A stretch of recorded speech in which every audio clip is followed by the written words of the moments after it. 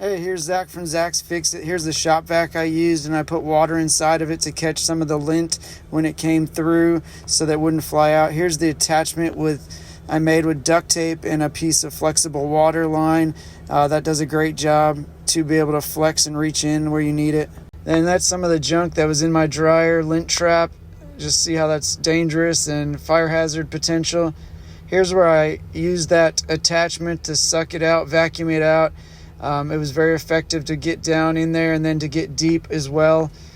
As you can see, this is a big chunk that was stuck in there. Afterwards, nice and clean and ready to go, safe and ready to run your dryer and not have to worry about it. Also get your clothes dry in a timely manner. So that was a very effective way to get it cleaned out. Then before I put the lint trap back in, I sucked out all those different pieces and cleaned those parts. Then that's at the end, what was in the shop vac in the water. As you can tell, very nasty. Glad to have that out so my dryer's safe. Have a great day and thanks so much for watching. Please give a thumbs up, subscribe, and I will have some more content soon. Thanks guys. Bye.